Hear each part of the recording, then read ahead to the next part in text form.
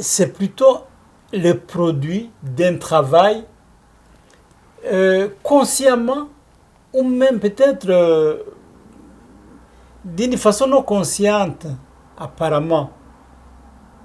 Si je parle de façon collective en ce qui concerne par exemple le Québec, mais c'est quand même un travail sur soi. Il faut avoir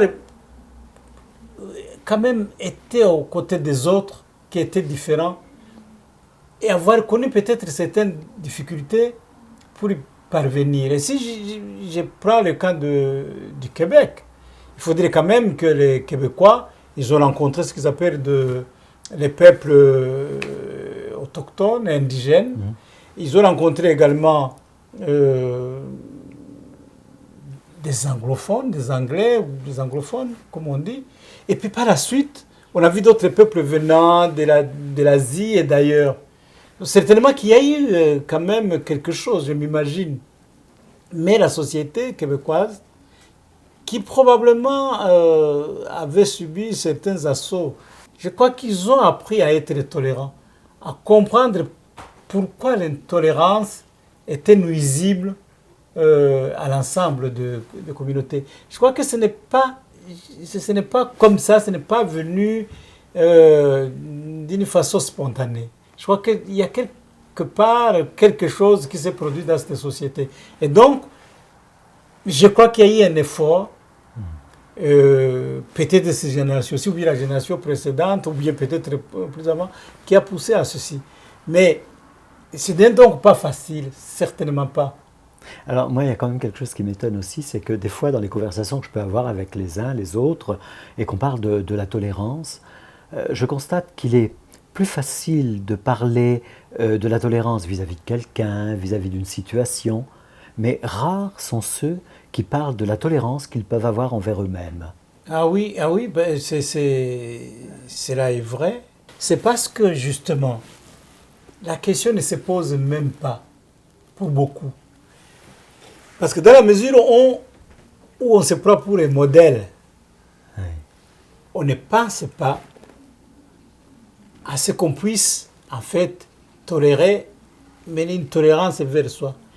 Mais pourtant, quand vous causez bien avec d'autres personnes, que vous entendez bien, vous les entendrez toujours en train de se juger, de se culpabiliser. En fait, ils sont extrêmement intolérants envers eux-mêmes. Mais je crois que cela devrait conduire, et ça conduira obligatoirement, à ce que justement on se tourne vers soi, pour justement ne pas porter un jugement vers soi. En fait, être aussi sympathique envers soi-même, parce que peut-être si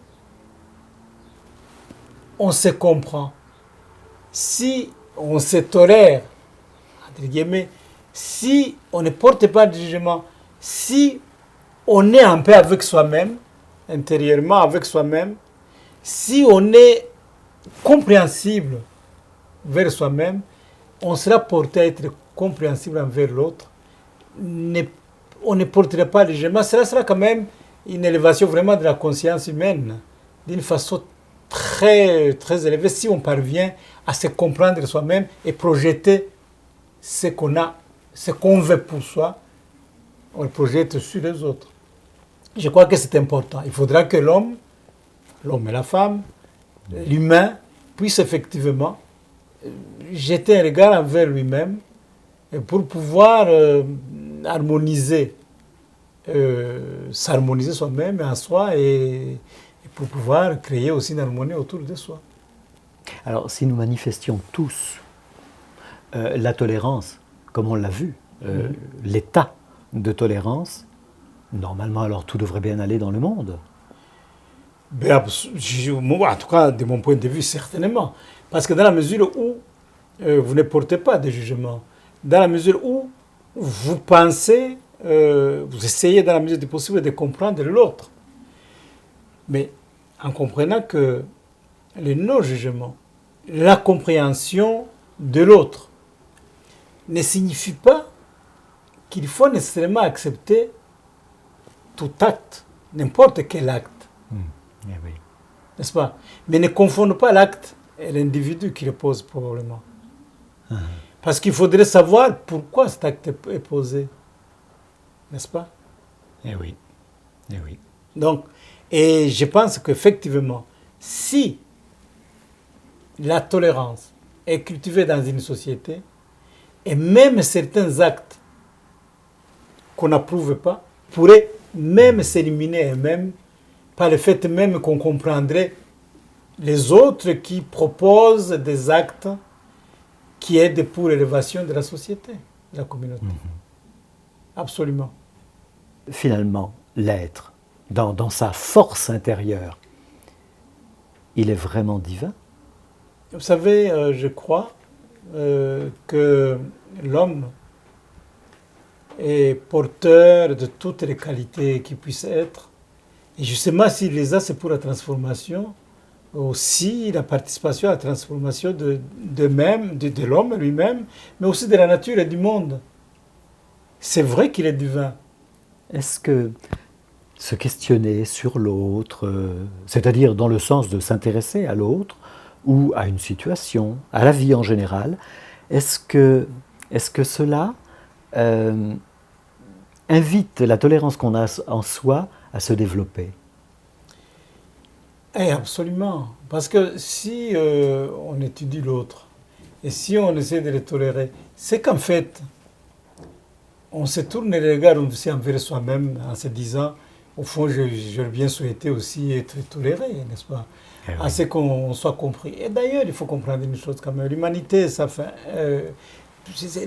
toute l'humanité, ça fait un tronc, tout simplement. Nous sommes tous des branches, des arbres, des mêmes arbres. Et je crois que c'est comme une personne. Vous avez des bras, des jambes, des oreilles, des yeux. S'ils ne travaillent pas en symbiose, s'ils ne se tolèrent pas, parce qu'après tout, si les yeux, si ta conscience ne tolère pas ce que regardent tes yeux parfois, qui ne sont pas... il faut bien. Peut-être que la conscience n'aurait pas se dit, mais pourquoi est-ce qu'il regarde ça? Ou entendre ce que les yeux disaient, mais pourquoi il veut entendre ça? Et que la conscience, ainsi de suite. Donc je pense que nous sommes un, toute l'humanité est une, comme les membres d'un corps appartiennent quand même à une même entité, et donc absolument, ce que l'autre fait ne peut être qu'un enseignement pour l'autre. Finalement, la tolérance invite à une meilleure relation avec l'autre et permet surtout que chacun puisse manifester le meilleur de lui-même. Et en ce sens, la vie peut devenir merveilleuse. Absolument, cela dépend de l'homme lui-même pour rendre cette terre un paradis. C'est vrai, c'est fait tout simplement qu'il élève sa conscience et qu'il puisse savoir que l'autre qui est à côté de lui, c'est tellement son semblable, c'est tellement soit à l'autre, qu'à ce moment-là, alors là, tout ça s'élargirait dans une symbiose extraordinaire, dans une harmonie. Absolument. Et nous espérons qu'il en sera ainsi au Québec d'ailleurs. Nous y travaillons, nous tous. Chaque Québécois, il Bien travaille. sûr. Les qualités finalement dégagent un amour de respect, un amour de compréhension. La tolérance, finalement, c'est l'amour. Mais absolument, absolument, ce que tu dis là, c'est ce qui rayonne de la personne, ce qui sort de la personne. Il suffit de se trouver dans la rue, justement, et il y a une personne comme ça qui te semble être extrêmement sympathique, comme si tu le connaissais. Une fois, je me trouvais dans un grand centre, et je vois un Québécois d'un certain âge. Ici, on ne dit pas un vieux, il semble que c'est interdit. C'est l'aîné, mais je ne sais pas dans quelle mesure il était mon aîné, parce que moi aussi, chez nous, par contre, quand on dit le vieux, c'est un honneur. Et il vient, il m'approche et dit, mais monsieur, vous êtes élégant. J'ai dit, ah bon, merci. J'ai dit, comment? J'étais habillé évidemment à type africain. Alors je lui demande, mais qui êtes-vous? Il me parle de lui, il me dit qu'il est québécois. Il est rayonné. Mais le fait même qu'il rayonnait, il attirait les autres. Et j'étais heureux de causer avec lui, de discuter avec lui. Et mon épouse est arrivée, il nous a trouvés ensemble. Et ils nous trouvaient comme des frères tout à fait unis. C'était pourtant un blanc, moi un noir. C'est pour vous dire combien, effectivement, les qualités intérieures ne peuvent qu'unir des gens. Parce que vous les rayonnez. Si vous rayonnez les sentiments d'amour, les sentiments d'amitié, c'est évident. Que les qualités intérieures donnent un vêtement de lumière. Absolument. Clément, merci beaucoup de nous avoir accueillis. C'est à moi de te remercier, Jean-Claude. Quel magnifique enseignement que celui que nous a offert Clément. Enfin, j'ai compris moi-même ce qu'était la tolérance avec un grand T, si on pourrait dire, qui est un outil d'apprentissage tant sur soi, un pas qu'on peut faire vers soi qu'un pas qu'on peut faire vers l'autre. Oui, quand il dit que la tolérance, c'est la présence de l'autre, c'est extraordinaire ça, parce que la présence de l'autre, mais ça va loin. Ça veut donc dire qu'on lui fait un espace, on l'accepte, on veut le connaître. On veut se laisser aussi découvrir par l'autre, parce qu'on veut se ressembler, on veut être dans un partage intérieur, on veut marcher à côté de l'autre. C'est beau cette présence de l'autre. Ah, moi, ça m'a beaucoup plu, ça. Oui, parce qu'il nous invite à réfléchir sur le fait qu'on n'est pas seul au monde, qu'on ne possède pas nécessairement la vérité, qu'on possède notre vérité, mais que notre vérité aurait avantage à peut-être grandir ou s'étendre en acceptant l'autre. Ce qui a quelque chose d'intéressant aussi dans la tolérance, c'est que moi j'ai vraiment l'impression que la tolérance nous remet toujours en question. Oui. Parce que forcément, puisqu'on rencontre l'autre, il suscite en nous une interprétation, une compréhension. Je crois que la tolérance, c'est aussi la faculté de savoir s'adapter. Ben oui, parce qu'on marche à la rencontre de la vie, à la rencontre des autres, des événements. Il faut s'adapter. Là encore, on retrouve bien un état intelligent. La tolérance, c'est encore une force intelligente qui nous conduit à l'appréciation de l'autre.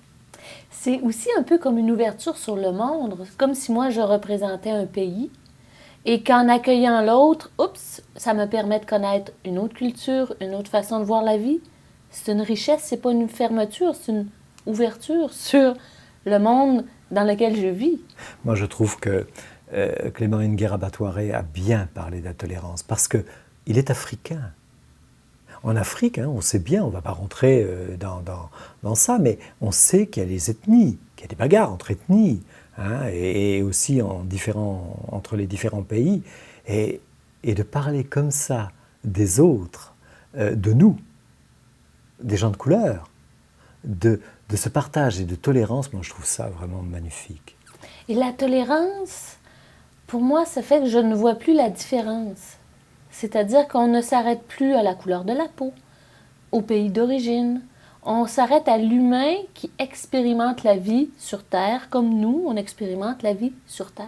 Mais, oui, justement, parce que moi, j'aime bien aussi penser comme ça, des fois. Des fois, chez les bouddhistes, et puis aussi dans d'autres religions, on croit à la réincarnation. On peut l'envisager comme une hypothèse, parce que envisager ça comme une hypothèse, c'est une ouverture d'esprit et ça permet de penser autrement. C'est excellent. C'est de la tolérance, ça aussi. Si on croit à la réincarnation, ça veut donc dire que dans cette vie-ci, je suis un homme et peut-être que dans ma prochaine, je serai une femme. Heureux élu. Mais ça veut dire aussi que peut-être dans ma dernière vie, j'ai été quelqu'un de très foncé. Je vivais en Afrique. Peut-être que dans plusieurs vies, je serai un Indien ou quelqu'un d'extrêmement malheureux, démuni de tout. Ou quelqu'un qui sera au contraire dans la richesse, dans l'espoir. Enfin, une multitude de visages, de personnalités. Mais quand on arrive à imaginer ça, à comprendre cela, on ne peut être que tolérant. On ne peut pas critiquer un tel handicap parce que sa couleur de peau ou sa religion, c'est impossible. Je peux être de telle religion et dans une autre vie l'avoir combattu.